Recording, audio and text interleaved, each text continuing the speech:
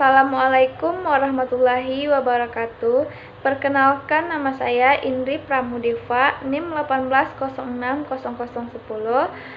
Saya dari kelompok 10 mata kuliah Perekonomian Indonesia. Baiklah, kami akan dari kelompok 10 akan membahas tentang krisis ekonomi. Yang pertama yaitu saya akan membahas tentang awal mula terjadinya krisis krisis ekonomi ini. Awal mula terjadinya krisis keuangan Asia dimulai pada tanggal 2 Juli 1997 ketika pemerintah Thailand yang saat itu dibebani utang luar negeri yang besar memutuskan untuk mengembangkan mata uang baht setelah serangan yang dilakukan para spekulan mata uang terhadap cadangan untuk negaranya.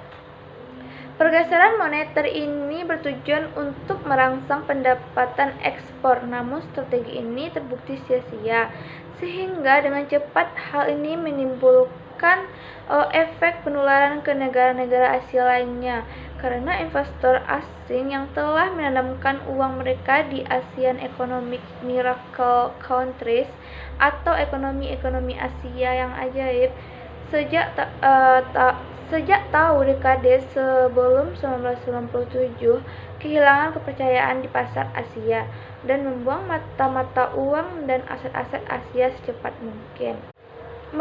Meskipun kawasan Asia menunjukkan tanda-tanda mengkhawatirkan, para investor asing awalnya tetap percaya pada kemampuan para teknokrat Indonesia untuk bertahan dalam badai krisis keuangan sepertinya pernah mereka lakukan sebelumnya pada tahun 1997-an dan 1980-an. Tetapi kali ini tidak dapat lepas dari krisis finansial yang mudah. Indonesia menjadi negara yang paling terpukul karena krisis ini tidak hanya berdampak terhadap ekonomi tetapi juga berdampak signifikan dan terhadap sistem politik dan keadaan sosial di Indonesia. Pada saat tekanan terhadap rupiah Indonesia akhirnya terlalu kuat, rupiah diputuskan untuk diambang bebas pada bulan Agustus 1997, dan sejak saat itu mulai terjadi depresi yang sangat signifikan. Pada tanggal 1 Januari 1998, nilai nominal rupiah hanya 30% dari nilai yang pernah dicapai pada bulan Juni 1997. Pada tahun-tahun sebelum tahun 1997, banyak perusahaan swasta di Indonesia yang memperoleh pinjaman luar negeri jangka pendek yang tidak dilindungi terhadap gejolak nilai tukar dalam mata uang dolar Amerika. Dan utang sektor swasta yang sangat besar ini ternyata menjadi bom waktu yang menunggu untuk meledak. Melanjutkan depresi rupiah hanya memperburuk situasi secara drastis. Perusahaan-perusahaan di Indonesia berlomba-lomba membeli dolar sehingga menimbulkan lebih banyak tekanan terhadap rupiah dan memperburuk situasi utang yang dimiliki oleh para perusahaan. Dapat dipastikan bahwa perusahaan-perusahaan di Indonesia termasuk bank-bank beberapa di antaranya diketahui sangat lemah sekali, akan menderita kerugian amat besar. Persediaan devisa menjadi langka karena pinjaman baru untuk perusahaan-perusahaan di Indonesia tidak diberikan kreditur asing karena tidak mampu mengatasi krisis ini. Maka pemerintah Indonesia memutuskan untuk mencari bantuan keuangan dari Dana Moneter Internasional atau IMF pada tahun 1997. IMF datang, tapi kekacauan masih tetap berlangsung. Krisis mencapai puncaknya. Sementara itu, kekuatan-kekuatan sosial juga sedang bekerja. Aksi demonstrasi dan kritis yang ditunjukkan terhadap pemerintahan Soeharto semakin meningkat. Setelah ia terpilih kembali sebagai presiden dan membentuk kabinet baru pada bulan Maret 1998, kabinet baru yang provokatif ini berisi sejumlah anggota yang berasal dari kelompok kroninya dan oleh karenanya tidak mampu membuat banyak untuk memulihkan kepercayaan terhadap pasar Indonesia. Setelah pemerintah memutuskan untuk mengurangi subsidi BBM pada awal bulan Mei, kerusuhan berskala besar terjadi di Medan, Jakarta, dan Solo. Meskipun IMF telah memberikan waktu kepada Soeharto sampai dengan Oktober untuk mengurangi subsidi secara bertahap, ia memutuskan untuk melakukan semuanya sekaligus mungkin karena terlalu meremehkan dampaknya atau terlalu percaya diri dengan kekuasaannya sendiri. Ketegangan yang mencapai puncaknya setelah 4 orang mahasiswa Indonesia tewas waktu melakukan demonstrasi di sebuah universitas lokal di Jakarta. Diduga penembakan tersebut dilakukan oleh pasukan tentara khusus tragedi Trisakti. Beberapa hari berikutnya, Jakarta dilanda kerusuhan sangat buruk, seperti yang pernah terjadi sebelumnya. Etnis Tionghoa yang sudah lama dibenci karena dianggap kaya banyak menjadi sasaran dalam kerusuhan ini.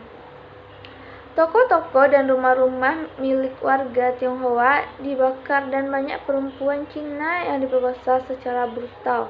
Setelah kerusuhan redam, lebih dari 1.000 orang tewas dan ribuan bangunan hancur. Pada tanggal 14 Mei 1998, Soeharto mengundurkan diri dari kursi kepresidenan ketika semua politisi menolak untuk bergabung dengan sebuah kabinet baru yang dibentuknya. Krisis finansial telah sepenuhnya berubah menjadi krisis sosial dan politik.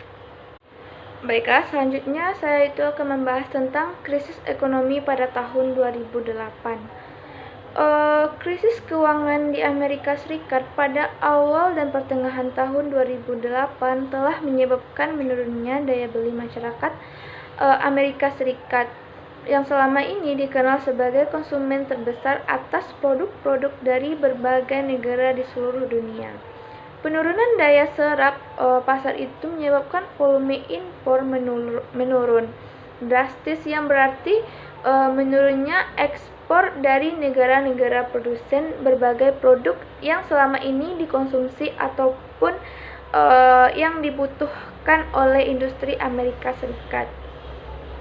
Oleh karena itu, volume ekonomi Amerika Serikat itu sangat besar, maka sudah tentu dampaknya kepada semua negara-negara pengekspor di seluruh dunia.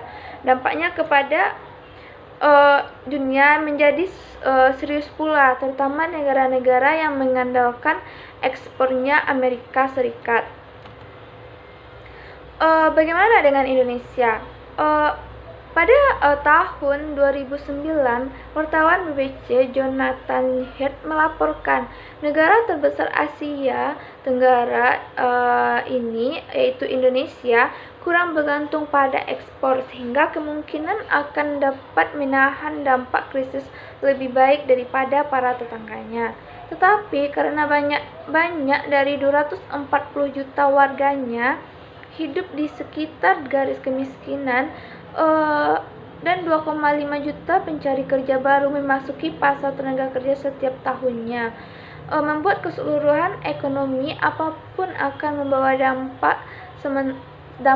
Sementara pengamat ekonomi Iman Sugema dari Indef lewat terbitan di Jurnal Ilmu Pertanian Indonesia pada bulan Desember 2012 juga menyatakan krisis finansial tersebut tidak hanya menghancurkan sendi-sendi sektor keuangan, tetapi juga berdampak pada sektor domestik Indonesia. Selain itu, ditemukan krisis global relatif lebih kuat dampaknya terhadap rumah tangga perdesaan daripada rumah tangga perkotaan. Namun, karena pasar kerja di pedesaan lebih fleksibel, dampak krisis terhadap tingkat pengangguran pedesaan menjadi relatif lebih lemah. Menurut pertumbuhan ekonomi Indonesia yang di tahun 2008 sebesar 6,01%, turun menjadi 4,63% di tahun 2009. 10 tahun kemudian, di tahun 2008, Indonesia diperkirakan akan tumbuh di tingkat 5. Selain itu, ditemukan krisis global relatif lebih kuat dampaknya terhadap rumah tangga pedesaan daripada rumah tangga perkotaan. Namun, karena pasar kerja di pedesaan lebih fleksibel, dampak krisis terhadap tingkat pengangguran pedesaan menjadi relatif lebih lemah. Pertumbuhan ekonomi di Indonesia di tahun 2008 sebesar 6,01%, turun menjadi 4,63% di tahun 2009. 10 tahun kemudian, di tahun 2018, Indonesia diperkirakan akan tumbuh di tingkat 5,17%. Baiklah, hanya itu yang dapat saya sampaikan. Jika ada kekurangan, mohon maaf. Saya akhiri. Assalamualaikum warahmatullahi wabarakatuh.